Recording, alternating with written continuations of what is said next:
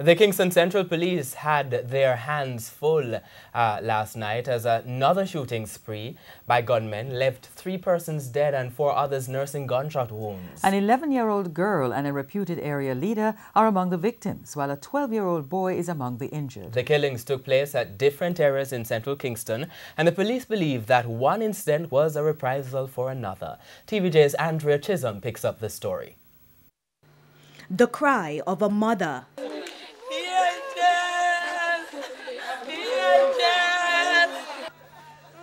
Begging for the return of her precious angel while seeking comfort in the arms of one sworn to serve, protect, and reassure. The pain is evident in the community. Earthly beings comfort each other with warm embraces, but the intervention of a superior power is needed. I pray, mighty God, for your divine mercies. You said, when I see the blood, then I will pass over you. We pray that the perpetrator will be brought to justice. It all started around 10 o'clock Thursday night when gunmen drove along Wildman Street, killing Nicholas Malcolm, otherwise called Thickerback, a reputed area leader. A 12-year-old boy was also shot and injured during that incident. There was also a shooting on George's Lane, which led to the injury of another man.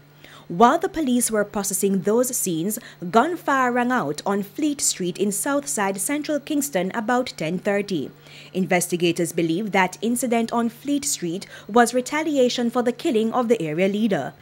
2 persons were shot and injured on Fleet Street, while 2 others died. A 26-year-old known only as Finey and 11-year-old Tasha Hughes, also called Angel. This man, who said he was on his way from church, was talking to some young men nearby. One of them was running, joking. He said, "Dada, beg your money." I said, "So come on, so give me the money." So I turn off and walk off right here, so. So same time I turned to go on the building, the barrage, I shot the start fire. The way I was so shocked.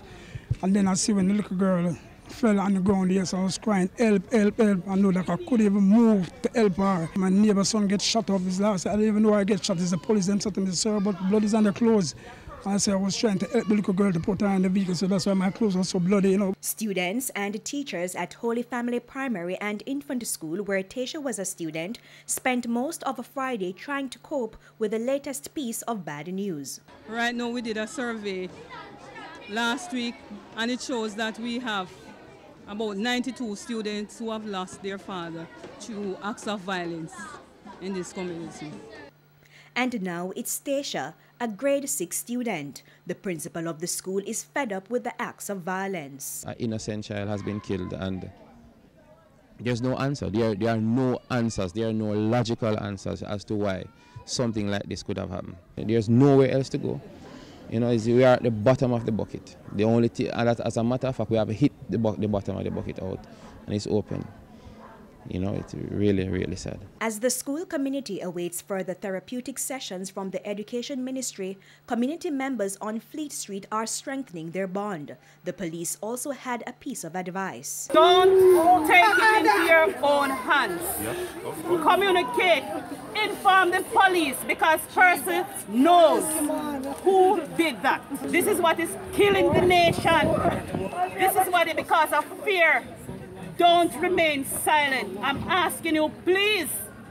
This police alone can't do it. ANDREA Chisholm, TVJ News.